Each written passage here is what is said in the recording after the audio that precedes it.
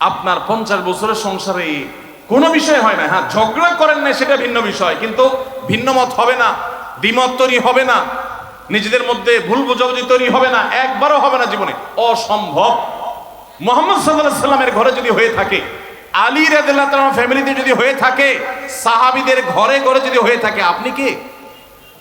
মনে রাখবেন, এই সমস্ত ডাহা মিথ্যা কথা শুনে আপনি চিন্তা করেন, হায় হায় রে, তাহলে আমার বউটা এত ডাইনি। আর মহিলা চিন্তা করে, আমি স্বামীটা এত মানুষ, কত বড় ডাকাত। দেখো তার স্বামী স্ত্রী জীবনে কোনো কথা হয় না, আর আমার স্বামী ডেইলি একবার মা বাপ তুলে না গালিগালাজ করলে তার বাটের পেটে ব্যথা জমায় না। এই সমস্যাগুলো আছে না নাই? ভাইরা আমার, সবর করার জন্য, সবর করা সহজ হবে আগে থেকে যদি প্রস্তুত থাকেন যে এই সমস্যা হবে। আশরাফ আলী থানভী রাহমাতুল্লাহর নাম শুনছেন আপনারা? ভারত মহাদেশের এমন একজন আলেম ছিলেন, খুব বিচক্ষণ মানুষ ছিলেন, অনেক বিদগ্ধ মানুষ ছিলেন, অনেক বড় আল্লাহওয়ালা ছিলেন, নেককার মানুষ ছিলেন। তো থানভী রাহমাতুল্লাহর কাছে এক লোক এসে বলল, হুজুর, আমার বাসায় যখনই যাই দরজাটা খুলতে দেরি, আমার মাথার উপরে আকাশ ভেঙে পড়তে দেরি নেই। যেটাই করি, বাজার করে এনে তার হাতে দিলেও রাগ, রাখলেও রাগ, আমার সাথে সারাদিন শুধু ঘেউ ঘেউ করে হুজুর, আর সহ্য করতে পারি না। আমারে কোনো দোয়া দুরুদ আমল শিখায় দেন যে আমার এই বাসার অত্যাচারটা যেন থামে। তো থানভী রাহমাতুল্লাহ বললেন যে, শোনো, তোমার একটা বুদ্ধি শিখাই দেই, দোয়া দুরুদ না। বুদ্ধি হলো, এখন থেকে বাসায় গিয়ে দরজা নক করবা, যে নক করার আগে 1 মিনিটের মোরাকাবা করবা। কি করবা? মোরাকাবা বুঝেন? ধ্যান, ধ্যান। এটা কল্পনার জগতে ডুবে যাবা 1 মিনিটের জন্য, জাস্ট 60 সেকেন্ড। কি ধ্যান করবা? দরজা যায় থামবা, থেমে চোখ বন্ধ করে মাথাটা নিচু করে চিন্তা করবা, আমার ঘরের ভিতরে একটা কুকুর আছে, আর কুকুর মানুষ দেখলে কি করবে? ঘেউ ঘেউ করবে। অতএব এটাতে আমার রাগ হওয়ার তো কিছু নাই, কুকুর কেন ঘেউ ঘেউ করছে এটা জিজ্ঞেস করার তার এক বোকামি। অতএব এটা আমি মাথায় কিছু নেব না, ইগনোর করব। কুকুর থাকলে কুকুর তো ঘেউ ঘেউ করবে, এটা চিন্তা করে এরপরে বিসমিল্লাহ পড়ে নক করবা। তো এই বুদ্ধি অনুযায়ী পরের দিন আসছে বাসা, আগে 1 মিনিট মোরাকাবা করছে, এরপরে দরজা নক করছে। যথারীতি দরজা খোলার পরেই শুরু হয়ে গেছে যুদ্ধ, ইউক্রেন রাশিয়া, এখন ইসরায়েল ইরান। যুদ্ধ শুরু হয়ে যাওয়ার পর এই লোক অন্যান্য দিন সেও টুকটাক রিয়াকশন করে, হাতাহাতি, বকাবকি, দুই পক্ষ থেকে টুকটাক হামলা পাল্টা হামলা হতো, কিন্তু আজকে সেই লোকটা আর হামলা টামলা তার করা দূরের কথা, উল্টা সে মিটমিট করে হাসতেছে, এবং একটা পর্যায়ে আর নিয়ন্ত্রণ করতে না পারে ফিক করে হাসেই দিচ্ছে। এবার বউ চিন্তা করতেছে কাহিনী কি, কারণ যারা ঝগড়া করে তাদের সাথে পাল্টা ঝগড়া না করলে কিন্তু মেজাজ গরম হয়। কদিন আগে শুনছেন না পত্রিকা, যে এক মহিলা স্বামীর ডিভোর্স দিছে, কেন? কারণ স্বামী ঝগড়া করে না। কদিন আগে পত্রিকা দেখছে। এই মহিলা যখন দেখছে স্বামী হাইসা দিছে, সে এবার ঝগড়া টগড়া থামায়া বলতেছে, ঠান্ডা মাথা বলতেছে, কাহিনী কি বলো তো, তুমি হাসতেছো কেন? বল না না কিছু না কিছু না। সে তো বলবে না। স্বামী মনে করছে হয়তো অন্য কোনো কাহিনী আছে, কোনোভাবে উদ্ধার করতে পারে নাই। পরের দিন আবার সেম কাহিনী, আবারও হেসে দিচ্ছে। মহিলা চিন্তা করছে ব্যাপার কি, বলে না আজকে তো তোমার একদিন কি আমার একদিন, বলতেই হবে তোমার। কেন তুমি হাসতেছো? আমার ঝগড়ার বিনিময়ে তুমি ঝগড়া না করে হাসতেছো, অপমান করতেছো, আমার ঝগড়ার কোনো দাম নাই, আমি কি কথা বলতেছি না, এগুলো কোনো মূল্য নাই।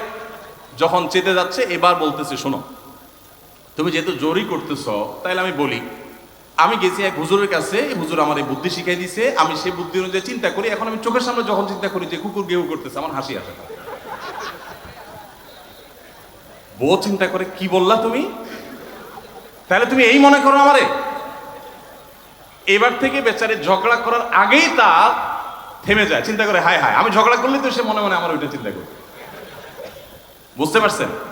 দাম্পত্য জীবনে একটু বুদ্ধিশুদ্ধি করে না চললে, শুধুমাত্র সোজা হয়ে দোয়া দুরুদ পড়বেন আর সব সোজা হয়ে যাবে, শুয়ের মধ্যে এত সোজা না, একটু বুদ্ধিশুদ্ধি খাটায় চলতে হয় এবং সবর করতে হয়। এই যে ভদ্রলোক যদি সবর না করতেন, তাহলে মারামারি কাটাকাটি করে কখনো সমাধান হয় না। স্বামী স্ত্রী উভয়কেই আমরা এই যে ঘটনা বলেছি, এই ঘটনার মাধ্যমে কাউকে ছোট করার উদ্দেশ্য না, জাস্ট বোঝানোর উদ্দেশ্য। এটা বিপরীত দিক থেকেও হতে পারে যে আমরা সবর করতে হবে দাম্পত্য জীবনে।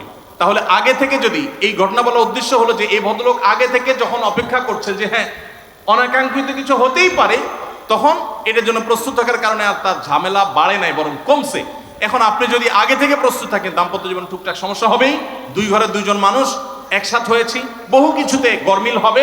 অতএব আমরা সবর করব, ধৈর্য ধারণ করব, ভালো দিনগুলো দেখব। প্রিয় নবী সাল্লাল্লাহু আলাইহি সাল্লাম বলেছেন, তুমি তোমার স্ত্রীর কোনো কিছু দেখে যদি রাগান্বিত হও, তুমি তোমার স্বামীর কিছু দেখে যদি মেজাজ গরম হয়, তো মনে রাখবা তার অনেক গুণ আছে যেটা দেখলে তোমার ভালো লাগা কাজ করবে। কারণ একটা মানুষ এমন নাই পৃথিবীতে যার সব গুণ খারাপ, একটা গুণও ভালো নাই।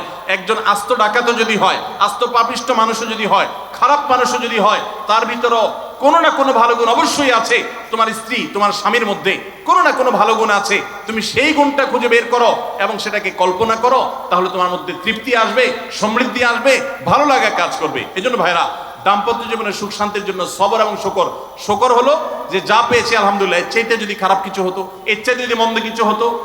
অনেক বোনরা আমাদের কাছে আসেন, আমরা তাদেরকে বলি, দেখুন আপনার স্বামীটা হয়তো অমানুষ, সে আপনাকে গালিগালাজ করে কিন্তু চরিত্রহীন না। অনেকের স্বামীটা খুব ভদ্র কিন্তু চরিত্রহীন, ব্যবহার ভালো করে চরিত্রহীন, তাদের কষ্ট আপনার চাইতে কম না। অনেকের স্বামী খুব ভদ্র কিন্তু বেকার, দুই পয়সা কামাই করতে পারে না, সারাদিন ঘরে বসে বসে খায় আর শ্বশুরবাড়ি থেকে যৌতুক এনে না খায়, নিশ্চয় আপনি তার চাইতে ভালো আছেন। মানুষ এভাবে যখন ভালো দিকগুলো চিন্তা করবে তখন তার ভিতরে শকর আসবে। তাহলে দাম্পত্য জীবনে সুখ শান্তির জন্য তৃতীয় করণীয় হলো সবর এবং শকরের চর্চা করা। আল্লাহ আমাদের সবাইকে তৌফিক দান করুন। 4 নম্বর হলো স্বীকৃতি দিতে জানা।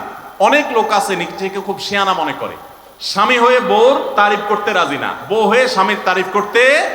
দাম্পত্য জীবনের সুখের জন্য একে অন্যের তারিফ করার কোনো বিকল্প নাই। প্রিয় নবী সাল্লাল্লাহু আলাইহি সাল্লাম তার স্ত্রীদের তারিফ করতেন, প্রশংসা করতেন। আয়েশা রাদিয়াল্লাহু তাআলা আনহাকে বলেছেন যে আয়েশা, তোমার অবস্থানটা হলো খাদ্যের মধ্যে সারিদ নামক একটা বিশেষ খাদ্য আছে, রুটি এবং গোশতের ঝোল মিছিয়ে আরবরা খায়। নবী সাল্লাল্লাহু আলাইহি সাল্লাম বলেছেন, সারিদ এই খাদ্যটা যেরকম খুব প্রিয় অন্য সব খাদ্যের চাইতে আমার কাছে, অন্য সব নারীদের চাইতে তুমি আমার কাছে সেরকম প্রিয়। আপনারা জানেন স্বামী স্ত্রী একে অন্যের সাথে মিথ্যা কথা বলা, বউয়ের সাথে মিথ্যা কথা বলা, মিথ্যা কথা বলে সব ধরনের মিথ্যা কথা না, পামপট্টিমূলক মিথ্যা কথা বলা, প্রশংসামূলক মিথ্যা কথা বলা, এটা জায়েজ আছে। মিথ্যা কথা বলা কোথাও কিন্তু জায়েজ নাই। মিথ্যা কথা বলা ইসলামে জঘন্য অপরাধ।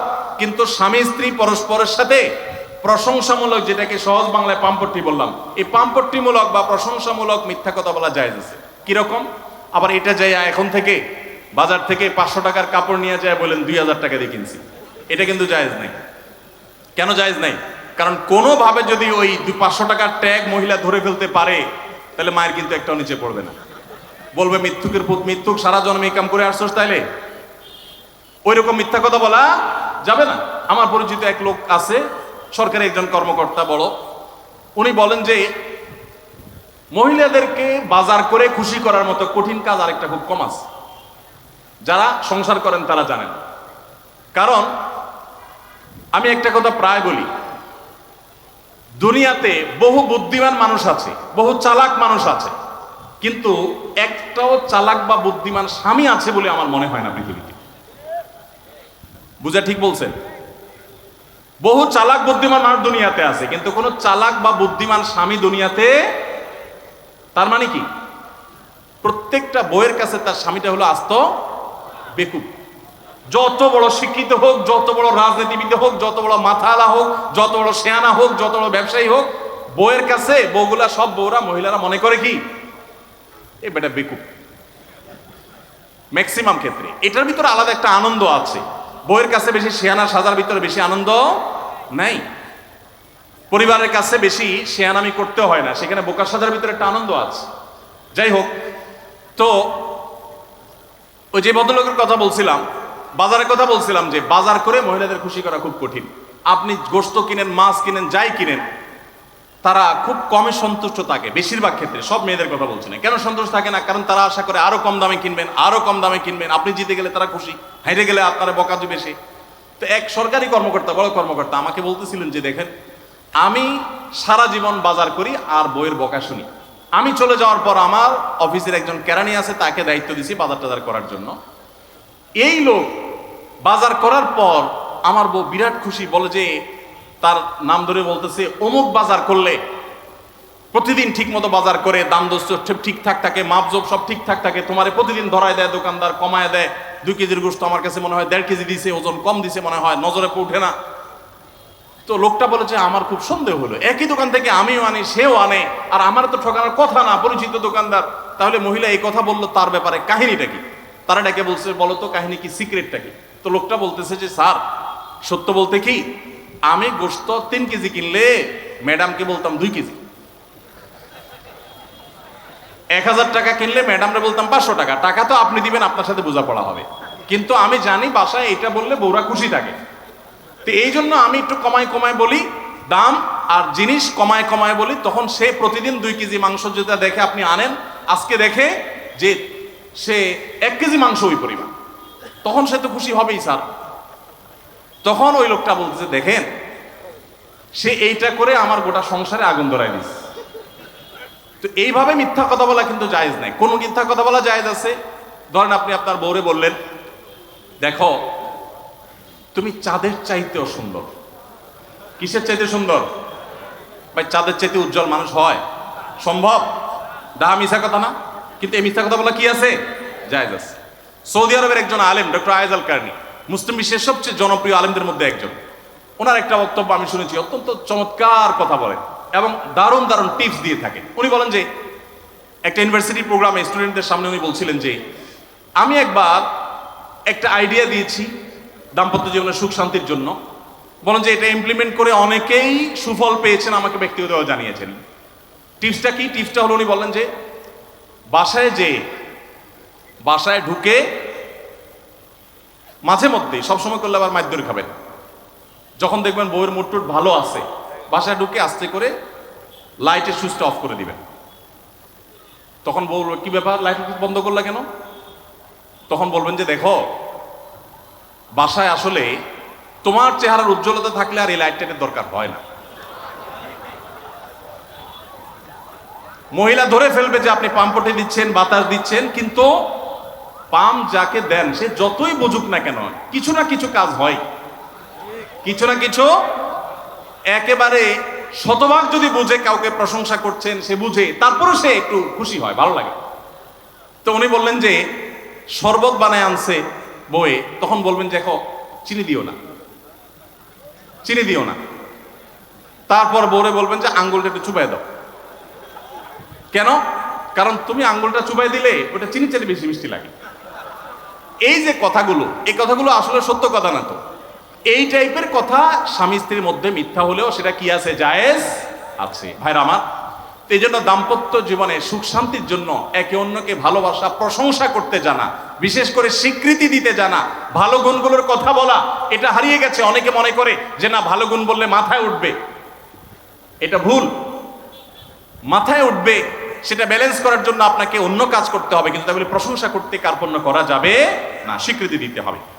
5 নম্বর হলো দাম্পত্য জীবনের সুখ শান্তির জন্য একে অন্যের যে কনসার্নের জায়গাগুলো আছে, ইস্যুগুলো আছে, এগুলোকে মাথায় রেখে চলতে হয়। যেমন আপনি স্বামী হিসাবে বউয়ের বাপের বাড়ির মানুষদের বদনামি থাকলেও করবেন না। তারা কৃপণ, তারা অনেক সমস্যা আছে, এগুলো থাকলেও বউয়ের কাছে করবেন না। কারণ কোনো মেয়ের কাছে নিজের বাপ মা, নিজের ভাই বোনের কোনো দোষ শুনতে ভালো লাগে। আপনি তার কাছে বললে সমাধান হবে না, তো বরং অশান্তি বাড়বে। তাহলে কি লাভ? আপনি এগুলো ভেতরে ভিতরে রাখেন, সবকিছু বলতে চান না। এবং তাদের পারলে আরো প্রশংসা করেন যে আমার শাশুড়ির রান্নাটা খুব ভালো, মাশাআল্লাহ, আমার শ্যালকের এই গুণটা খুবই ভালো, আমার শ্যালিকার ওই গুণটা ভালো। যত বেশি তার বাপের বাড়ি তারিফ করবেন, দেখবেন যে আপনার ঘর পুরাই শান্তি। ঠিক একইভাবে মা বোনরা যারা আছেন, তারা স্বামীদের দুর্বল পয়েন্টগুলোকে মাথায় রাখবেন। যে কথা বললে স্বামী স্ত্রী উভয় জানেন যে যেটা বললে তার মনে কষ্ট হয়, সেটা তাকে বলবেন না। অনেক মহিলা আছে বাহিরের রান্নার তারিফ শুনলে তার মাথা নষ্ট হয়ে যায়, আছে না নেই? যে ঘরে এসে বাইরের রান্নার তারিফ শুনতে চাই না। তাহলে বাইরের রান্না ভালো হইলেও ওইগুলোকে ভালো বলবেন না, চুপচাপ থাকবেন, মিথ্যা বলার দরকার নেই। তাহলে এই বিষয়গুলো মাথায় রেখে চলা, যে কি বললে তার কষ্ট হয়, ইনশাআল্লাহ এতে দাম্পত্য জীবনে সুখ শান্তি হবে।